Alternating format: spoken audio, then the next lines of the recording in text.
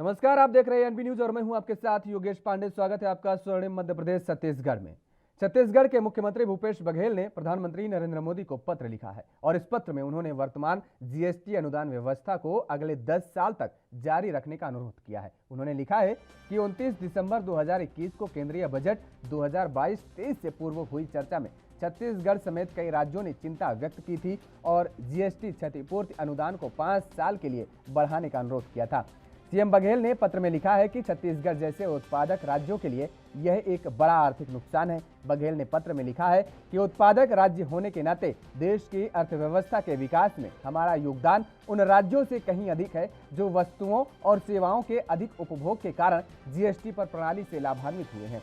अगर जून 2022 के बाद क्षतिपूर्ति अनुदान नहीं मिलता है तो राज्य को अगले साल में 5,000 करोड़ के राजस्व हानि हो सकती है। सीएम ने आगे प्रधानमंत्री को लिखे पत्र में कहा है कि हमारे आकांक्षी जिलों के विकास की परिकल्पना के प्रचलित मापदंडों के बारे में एक सुझाव देना चाहता हूं।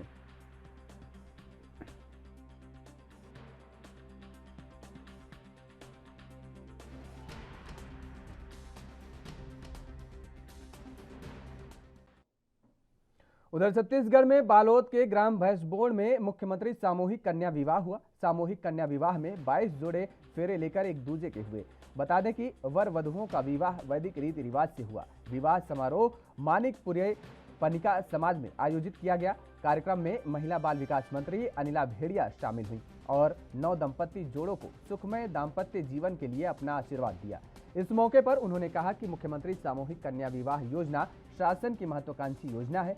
मुख्यमंत्री भूपेश बघेल की संवेदनशील सोच है कि बेटियों का विवाह बिना किसी पारिवारिक खर्च के आसानी से हो और सीएम ने योजना के अंतर्गत दिए जाने वाली राशि 15,000 से बढ़ाकर 25,000 रुपए देने का निर्णय लिया है।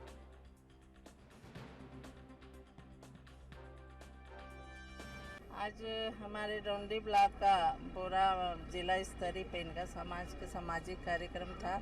मुख्यमंत्री कन्या विवाह का भी आयोजन 22 जोड़ों का यहाँ पे किया गया है, तो ये अच्छा रहा। समाज एक बहुत बढ़िया जो आज बच्चियों का बेटों का जो शादी का आयोजन, साथ साथ समाज को एक शिक्षा की ओर और समाज कैसे आगे बढ़े इसके लिए यहाँ पे इन लोग का सम्मेलन भी चल रहा था, तो उसमें मैं आज यहाँ उपस्थिति होकर।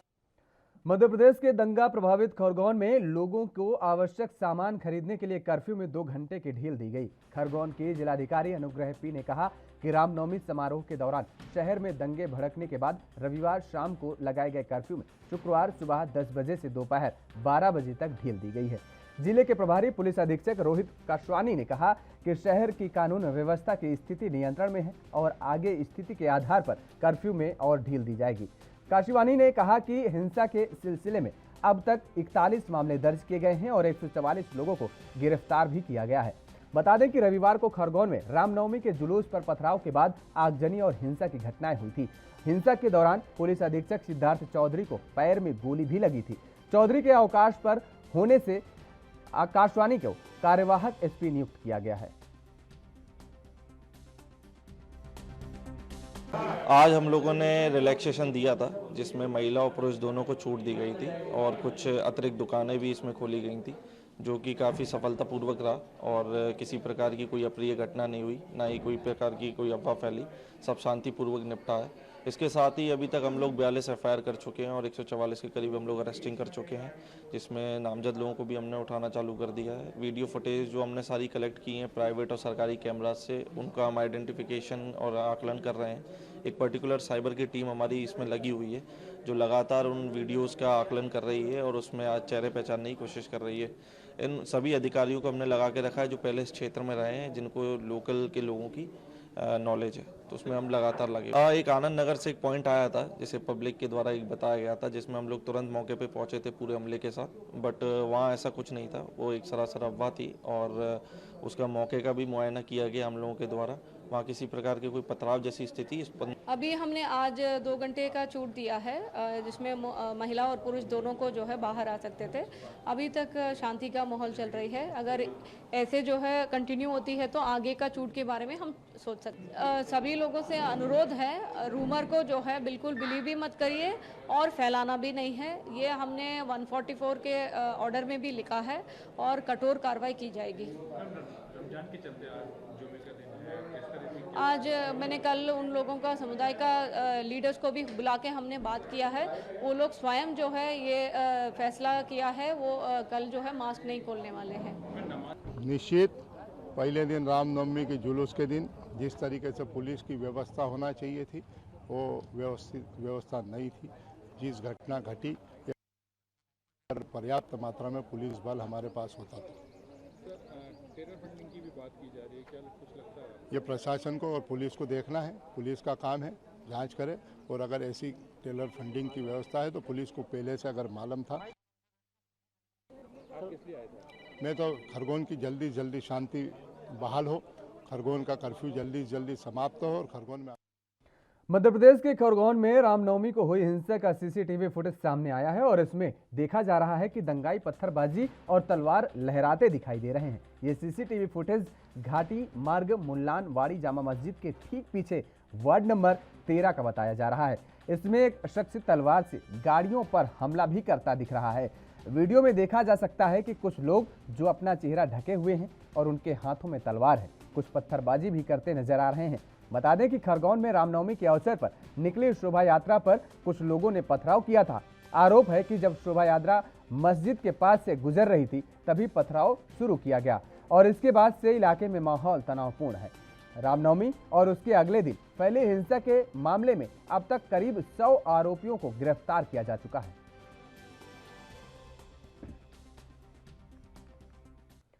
तो खरगोन हिंसा के बाद कांग्रेस लगातार सरकार को घेरने में जुटी है और इसी कड़ी में मध्य प्रदेश के मंदसौर में कांग्रेस नेता सज्जन सिंह वर्मा ने एक बार फिर आरएसएस और बीजेपी, केजरीवाल और ओवैसी पर जमकर निशाना साधा। उन्होंने कहा कि समझ लो तुम किस दो राहे पर खड़े हो, विकास कहां उड़ गया।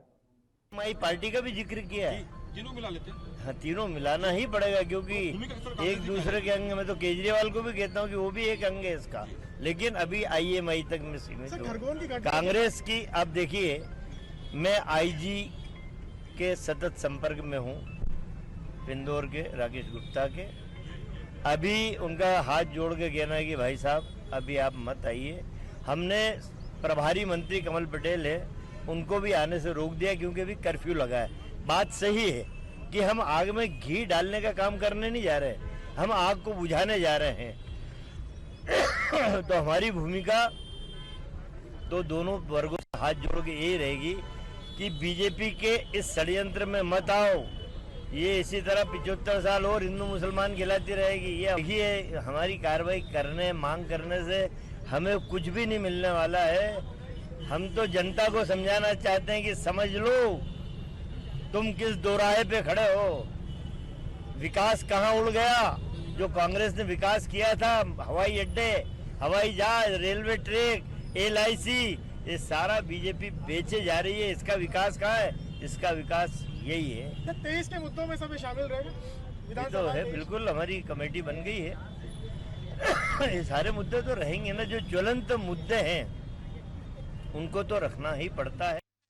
एमपी के पूर्व मुख्यमंत्री और राज्यसभा सदस्य दिग्विजय सिंह ने आज इंदौर में विवादित ट्वीट मामले पर सफाई दी है। इसके साथ ही खरगोन के दंगे को पूरी तरह से प्रायोजित बताया है। उन्होंने पीएम मोदी पर तंज कसते हुए कहा कि इस मामले पर पीएम चुप क्यों हैं। और मैंने ट्वीट क्या किया था?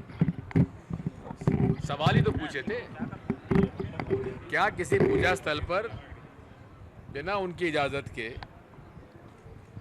झंडा फहराना क्या उचित है? मैंने ये तो पूछा था कि जुलूस निकालने में मैंने अपने समय नियम बनाया हुआ था, किसी का भी जुलूस हो उसमें हथियार का उपयोग नहीं किया जाएगा। हथियार में तलवार भी आती है और आर्म्स एक्ट में 3 इंच से बड़ी जो ब्लेड है उसका लाइसेंस आवश्यक है। ये जिला प्रशासन क्या कर रहा था? अवैध हथियार, तलवारें वहाँ पे अगर थी, चाहे मुसलमानों का जुलूस हो चाहे हिंदुओं का जुलूस हो, उसमें हथियारों का उपयोग पूरा बंदिश है। बिल्कुल हथियार लेने की इजाज़त नहीं, पूरे तरीके से प्रायोजित है। और मुझे इस बात का दुख है कि मोदी जी अगर किसी की उंगली में चोट लग जाती है तो उस पर ट्वीट कर जाते हैं, बयान दे देते हैं, लेकिन पूरे देश में ये कुछ लोग जो अपने आप को साधु कहलाते हैं खुलेआम बलात्कार की बात कर रहे हैं, खुलेआम भड़काने वाली बातें कर रहे हैं, उन पर मुकदमा दायर नहीं हो रहा है, दंगे फसाद हो रहे हैं। मध्य प्रदेश में 10 साल शासन करने वाले कांग्रेस के दिग्विजय सिंह के राज को मुगल शासक बाबर और औरंगजेब जैसा बताया जा रहा है। दरअसल भाजपा के विधायक और हिंदुवादी नेता रामेश्वर शर्मा ने यह बात कही है और दिग्विजय सिंह के राज को बर्बरता वाला बताया है। भाजपा विधायक रामेश्वर शर्मा ने सवालिया अंदाज में बाबर या औरंगजेब को याद किया और कहा कि कभी उनके शासन में दंगा नहीं हुआ क्या? दिग्विजय सिंह का राज भी बाबर औरंगजेब जैसा ही था। उन्होंने कहा कि गौ हत्या के कारण गंजबासौदा में आग लगी थी। प्रदेश के कुओं में से पानी नहीं बल्कि हथियार निकलते थे। सिमी संगठन का बोलबाला था, डाकुओं को एक छत्र राज्य था। शर्मा ने कहा कि आपके शासन में नक्सलियों का इतना आतंक था कि आपके ही मंत्री की गर्दन काट दी गई थी। मुल्लई में आपके शासन में ही 24 किसानों की हत्या कर दी गई थी। भाजपा विधायक रामेश्वर शर्मा ने दिग्विजय सिंह को ट्विटर, फेसबुक पर भी करारा जवाब दिया।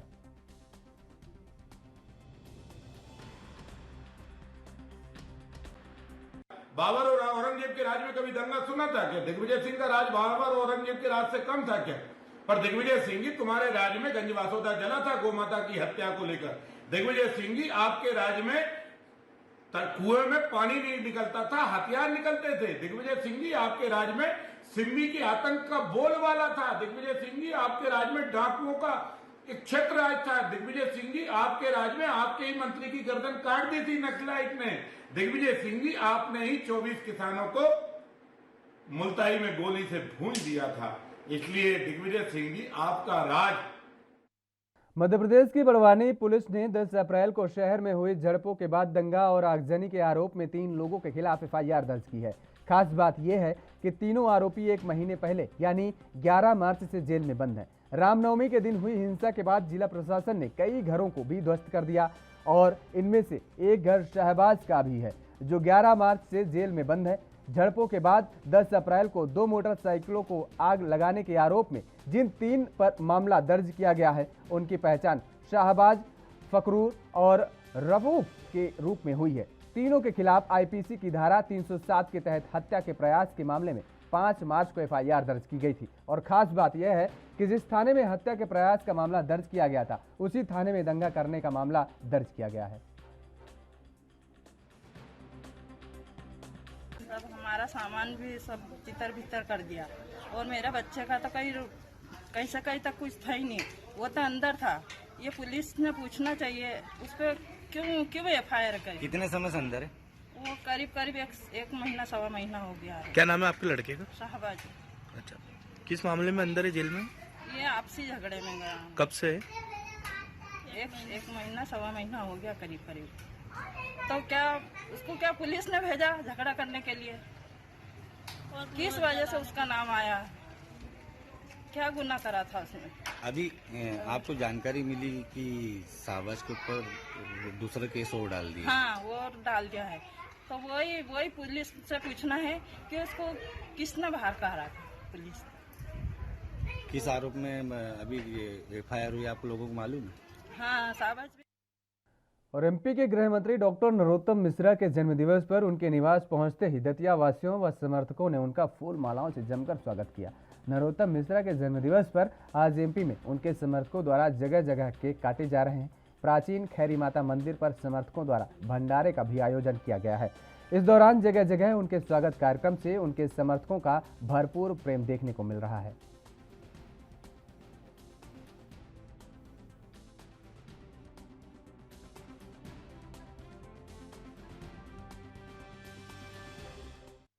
एमपी में भोपाल सहित प्रदेश भर में मौसम का मिजाज फिर लोगों पर भारी पड़ सकता है। 2-3 दिन की राहत के बाद एमपी में गर्मी के तेवर तीखे होने वाले हैं। मौसम केंद्र के मुताबिक वेस्टर्न डिस्टर्बेंस के चलते पिछले 2 गर्मी से राहत भरे रहे, लेकिन कल से तापमान में फिर उबाल आएगा। और गर्मी भी उफान पर होगी। तापमान में भी लगातार उतार चढ़ाव बना रहेगा। राजधानी भोपाल का तापमान 41 डिग्री और खंडवा का तापमान 43 डिग्री रिकॉर्ड किया गया। अभी जो है एक वेस्टर्न डिस्टर्बेंस है, जिसकी वजह से अभी 1-2 दिन काफ़ी कम ही रहा है वो टेम्परेचर, क्योंकि 40-41 आ रहा था, लेकिन अभी कल परसों में फिर टेम्परेचर जो है 42-43 फिर जा सकता है, क्योंकि वो जो वेस्टर्न डिस्टर्बेंस है उसका असर कम हो जाएगा। एक विंड डिसकंटिन्यूटी भी थी जिसकी वजह से टेम्परेचर गिरा हुआ था, लेकिन अगले 2 दिनों में फिर से टेम्परेचर बढ़ने की ही उम्मीद है। अधिकतम टेम्परेचर कहाँ दर्ज करा गया? भोपाल का तो अपना 41 रहा कल का, और मैक्सिमम जो है। छत्तीसगढ़ के बिलासपुर में मारपीट के 3 आरोपियों को छोड़ने के लिए 10,000 रुपए रिश्वत लेने वाले हेड कांस्टेबल को एसपी ने सस्पेंड कर दिया। हेड कांस्टेबल का एक वीडियो वायरल हो रहा है जिसमें वह 36,000 रुपए की डिमांड कर रहा है।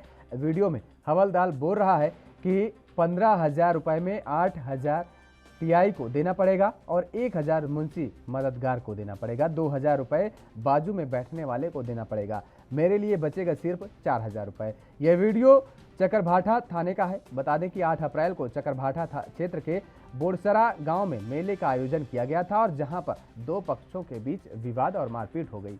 मामला थाने तक पहुंचा तब पुलिस ने 3 आरोपियों के खिलाफ केस दर्ज कर लिया और इसके बाद पुलिस ने तीनों आरोपियों को थाने में बैठा लिया। फिर उन्हें जमानत पर छोड़ने के लिए 36,000 रुपए की मांग की गई। बाद में आरोपियों ने 15,000 रुपए में सौदा तय किया और 10,000 रुपए हवलदार हरवेंद्र खूंटे ने वसूल लिया। इसके साथ ही बकाया 5,000 रुपए नहीं देने पर गैर जमानती धारा जोड़कर जेल भेजने की धमकी दी। अभी देख सर, मैं तुम्हारे स्पष्ट बता दूं, 15,000 में तुम 8,000 टीआई ली, बच गए 7,000, 1,000 मुंशी मददगार लगे, 6,000 बच, 2,000 बगल में बैठे रही ना, बच गए 4,000। हाँ देख रहा सर, हमारे है नहीं सर, दूसरा फिर भी सर आपको पहली बार हम इसको मॉडल कैसे नहीं सर, उसका पढ़े उड़े जानता हूं का काम, कुछ मतलब कि नहीं। अब जाऊं कबाड़ी से ही काम करूं, का करूं सर? बोले कर कोई फर्क नहीं पड़ा, नहीं कर से नहीं पड़ा। उधर छत्तीसगढ़ के सुकमा जिले में पुलिस और नक्सलियों के बीच में मुठभेड़ हुई है। बताया जा रहा है कि जवानों को भारी पड़ता देख माओवादी भाग खड़े हुए।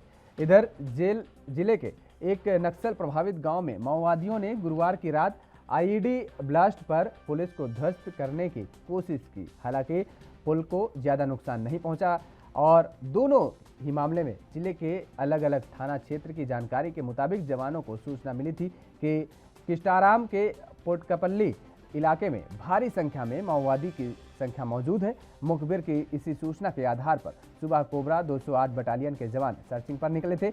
यहां पहले से ही घात लगाए बैठे माओवादियों ने जवानों पर फायरिंग कर दी। जवानों ने भी माओवादियों को गोलियों का मुंहतोड़ जवाब दिया। सुरक्षा बलों को भारी पड़ता देख नक्सली भाग खड़े हुए और इस मुठभेड़ में कोई हताहत नहीं हुआ।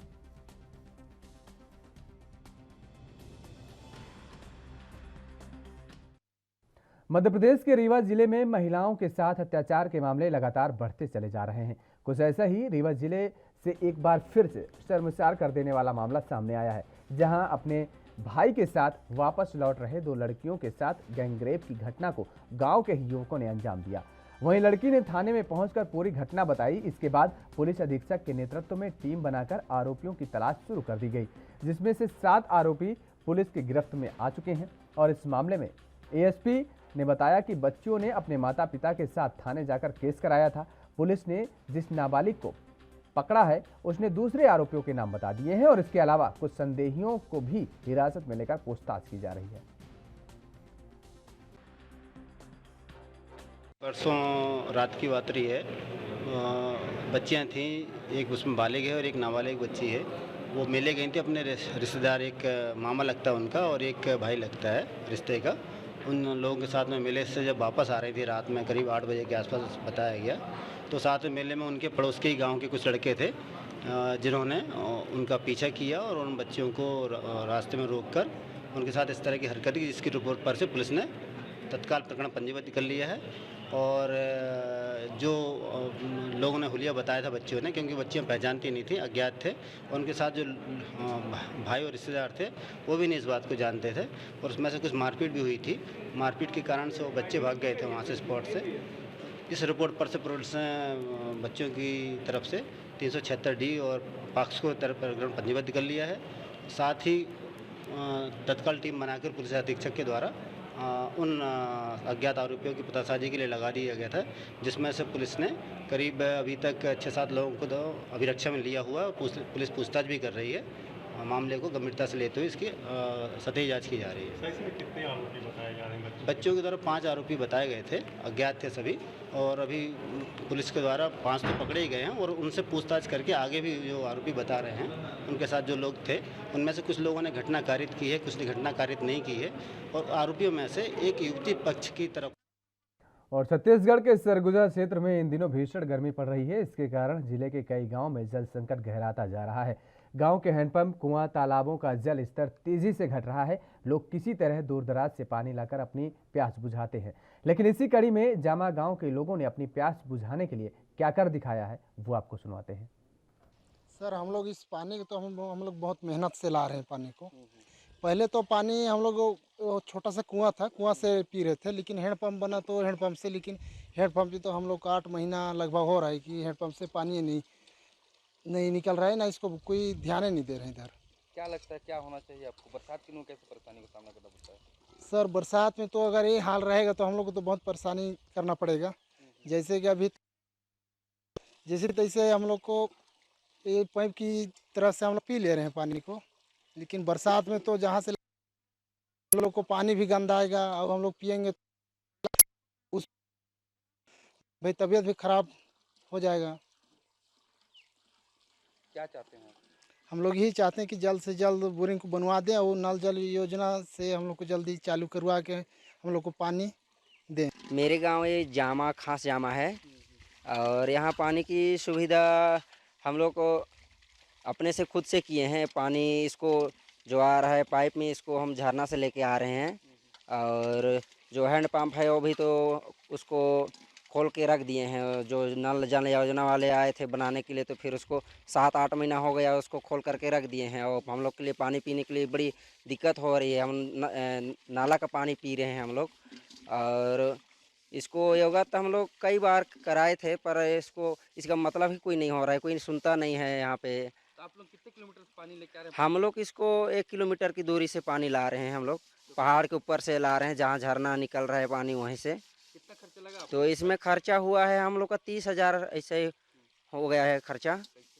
तो हम लोग गांव वाले पूरा पैसा चंदा करके पाइप खरीद के लाए हैं, और पाइप को बिछाए और जहाँ झरना निकला है वहाँ पे लगाए हैं पाइप को। 39 घर है टोटल, और उनमें से आओ हम लोग पैसा चंदा कर लिए जो भी।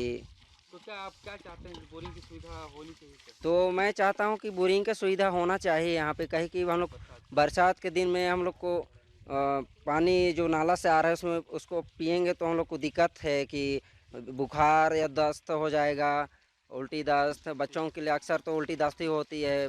हम लोग क्या करेंगे सर, एकदम झरना का पानी लाते हैं ना, तो अभी मान के चलिए अभी तो सूखा मौसम में साफ आ रहा है, और बरसात के सीजन में एकदम गंदा आता है। उसको हम लोग क्या करते हैं, इसमें नहीं आता है ना, तो हम लोग उधर से लेने जाते हैं, झरना छोटा छोटा कुआं से बना बना के ले लाते हैं। क्या लगता है सरकार की योजनाएं आप तक पहुंच नहीं पा रही है? तो सरकार का कमी है, इसीलिए तो नहीं पहुंचा पा रहे हैं हम। अब वो प्रकृति के गोद में सब रहते हैं और अपने तरीके से सब उसका उपयोग भी करते हैं, लेकिन अब जो है जल जीवन मिशन के तहत दूरस्थ क्षेत्र में प्रायोरिटी के आधार पे कार्य जो है पूरे हो रहे हैं, और वहाँ पर उनको घर घर में पाइप के माध्यम से पानी पहुँचाया जाएगा और शुद्ध पेयजल उपलब्ध रहेगा। सर, जल जीवन मिशन के तहत वहाँ बोर खोदा गया था, बोर से पाइप निकाल लिया गया, लेकिन अब तक उसका सुधार नहीं हो पाया। 8 महीने हो गए, लेकिन जल जीवन मिशन के तहत उनको लाभ नहीं मिल पाया। क्या लगता है? मैं इसको दिखवा लूँगा, और निश्चित रूप से ही जल जीवन मिशन एक बहुत ही अच्छा योजना है और इसका हर एक ग्रामीणों को लाभ मिले, इसके लिए हम लोग प्रतिबद्ध हैं।